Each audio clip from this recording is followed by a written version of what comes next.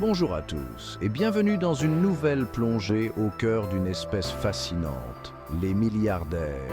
Aujourd'hui, nous remontons le temps pour comparer les milliardaires des années 60 à leurs homologues modernes. Imaginez un retour vers le futur pour le top 1% sans la DeLorean ni Huey Lewis, bien sûr.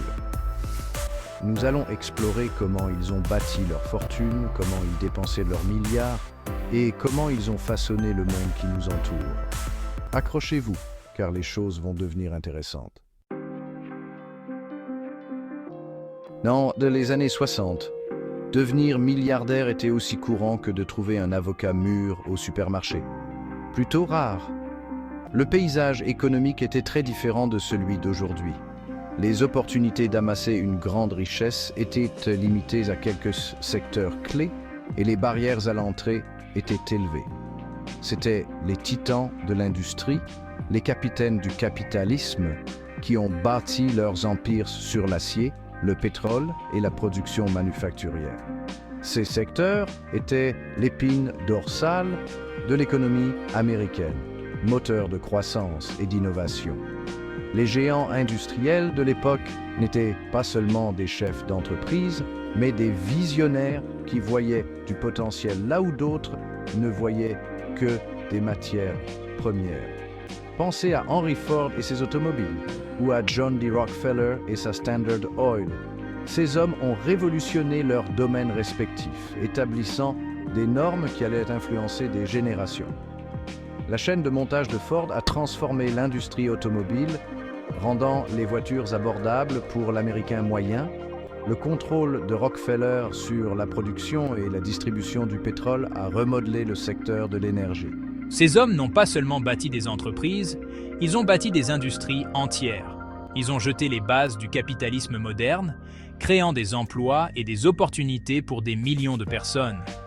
Leur influence s'étendait bien au-delà de leurs propres entreprises, affectant l'ensemble du paysage économique. Ils étaient les architectes d'une nouvelle ère d'industrialisation, où l'efficacité et l'échelle sont devenus les moteurs du progrès.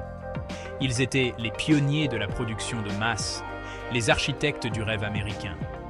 Leurs innovations ont rendu les biens de consommation plus accessibles et abordables, transformant la vie quotidienne.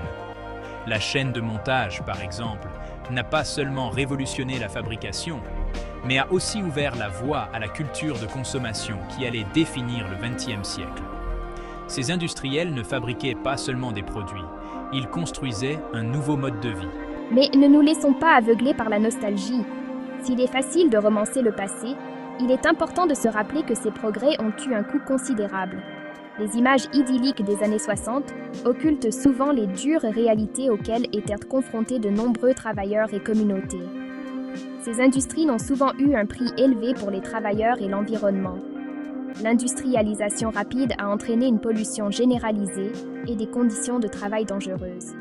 Les usines rejetèrent des déchets toxiques dans les rivières et l'air, et les ouvriers travaillaient dans des environnements dangereux, sans grande protection. L'accent était mis sur la production et le profit, souvent au détriment de la santé et de la sécurité.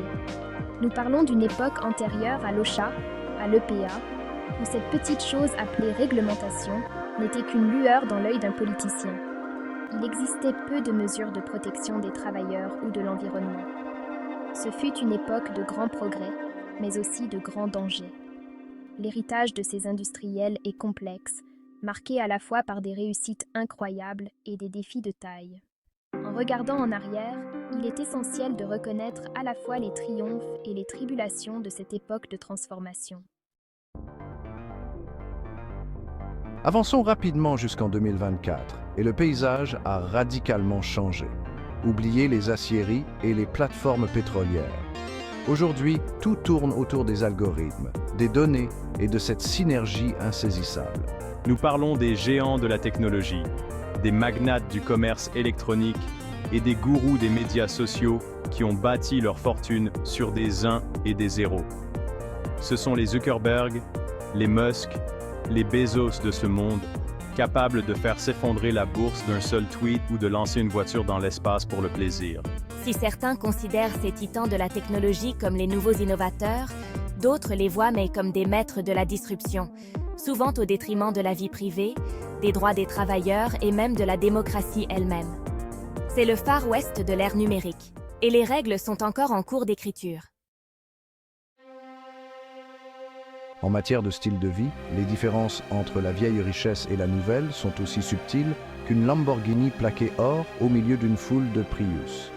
Les milliardaires des années 60, bien qu'incontestablement riches, étaient relativement discrets. Ils vivaient dans des manoirs, certes, mais on les voyait plus souvent à l'opéra que dans une émission de télé-réalité.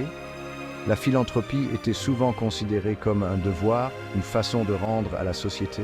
Les milliardaires d'aujourd'hui, en revanche, n'ont de cesse d'étaler leurs richesses.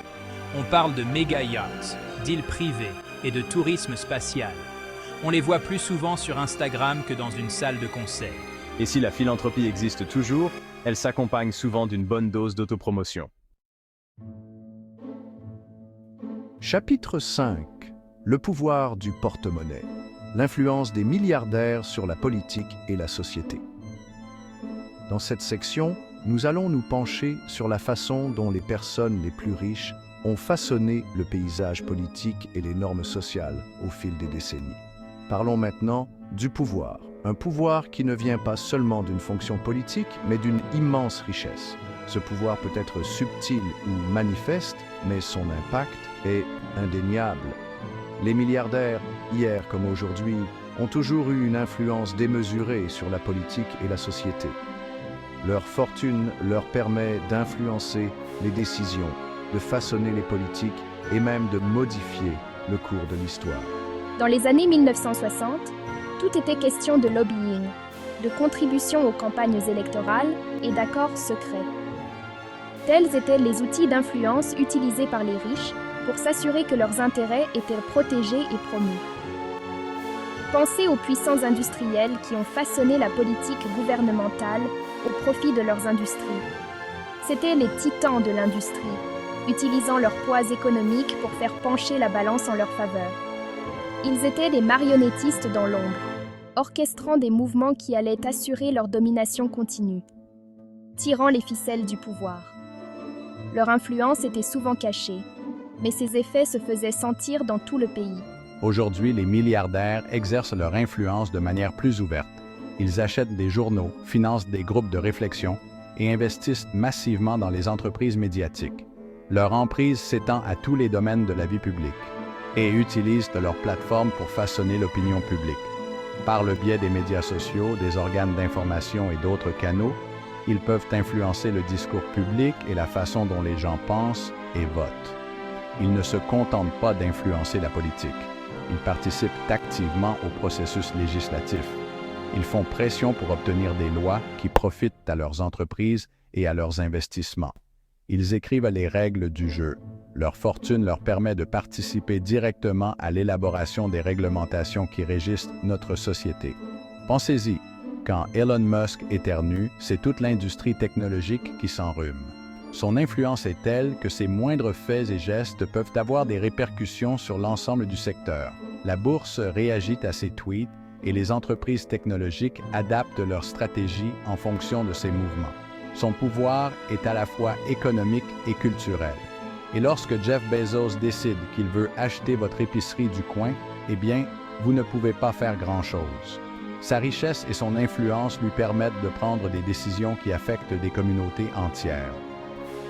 Les entreprises locales n'ont que peu de recours contre une entité aussi puissante. Le paysage de la communauté change, souvent sans que les habitants n'aient leur mot à dire ou ne donnent leur consentement. C'est le nouveau visage de l'influence des milliardaires, où leurs décisions peuvent remodeler notre vie quotidienne de manière profonde. Chapitre 6. Tout n'est pas rose, les défis d'une richesse extrême. N'oublions pas que la vie de milliardaire ne se résume pas au champagne et au caviar. Si l'attrait des jets privés, des immenses demeures et des fêtes exclusives est indéniable, la réalité est bien plus complexe. Même les ultra-riches ont leurs problèmes. L'immense pression pour maintenir et accroître leur fortune peut être écrasante. Ils sont constamment scrutés par le public et les médias, et chacun de leurs mouvements est analysé et critiqué. Dans les années 1960, les milliardaires étaient pointés du doigt pour leurs pratiques en matière de droit du travail. les dommages causés à l'environnement et leur rôle dans l'économie. Le public était de plus en plus conscient des effets négatifs d'une croissance industrielle incontrôlée. Les accusations de comportement monopolistique étaient monnaie courante. Les entreprises étaient souvent accusées d'étouffer la concurrence et de créer des conditions de marché inéquitables. Ils étaient souvent perçus comme déconnectés de l'homme de la rue, vivant dans une bulle de privilèges et de luxe, insensibles aux difficultés du quotidien. Plus soucieux des profits que des personnes, ces riches individus étaient fréquemment critiqués pour avoir fait passer leurs gains financiers avant le bien-être de leurs employés et de l'environnement. Vous vous souvenez du cliché de la méchante société? C'était le reflet d'une méfiance et d'un ressentiment croissant à l'égard des grandes entreprises. Oui, cela ne sortait pas de nulle part. C'était le fruit de préoccupations et d'expériences réelles d'exploitation et de cupidité. Aujourd'hui, les milliardaires sont confrontés à des critiques similaires, mais avec une touche de modernité. Les problèmes ont évolué, mais les préoccupations fondamentales restent les mêmes. On les accuse d'évasion fiscale, d'utiliser des structures financières complexes pour éviter de payer leur juste part, ce qui alimente l'indignation du public et les demandes de transparence et de responsabilité accrues. L'exploitation des travailleurs de l'économie à la demande est une autre critique majeure. L'essor des services basés sur les applications a donné naissance à une nouvelle classe de travailleurs qui ne bénéficient souvent pas des protections et des avantages sociaux fondamentaux. Utiliser sa richesse pour étouffer la concurrence est un thème récurrent. Nombreux sont ceux qui pensent que ces milliardaires utilisent leur pouvoir financier pour maintenir leur domination et empêcher de nouveaux acteurs d'entrer sur le marché. Ils sont également aux prises avec les dilemmes éthiques de l'intelligence artificielle, de la confidentialité des données et des implications de leurs avancées technologiques sur la société. Le fossé croissant entre les nantis et les démunis est peut-être le problème le plus urgent. À mesure que les riches s'enrichissent, la disparité entre les différents groupes socio-économiques s'accentue, ce qui entraîne des tensions accrues et des appels à un changement systémique. Il semble que même avec tout cet argent, certains problèmes ne disparaissent jamais. Les défis liés à une richesse extrême sont multiples et durables, reflétant la complexité de la richesse et du pouvoir dans notre société. Chapitre 7. Plus ça change, plus c'est la même chose. Un regard sur l'évolution des milliardaires. Alors, qu'avons-nous appris? Eh bien, tout d'abord, le monde des milliardaires a subi une transformation radicale. Des titans industriels des années 1960 aux magnats de la technologie d'aujourd'hui, la façon dont ils font fortune, dépensent leur argent et influencent le monde qui les entoure a considérablement changé. Mais certaines choses ne changent jamais. Les milliardaires, quelle que soit l'époque, détiennent un pouvoir et une influence considérables. Ils façonnent notre économie, notre politique et notre culture. Et si certains utilisent leur fortune à bon escient, d'autres se soucient davantage de remplir leur propre poche.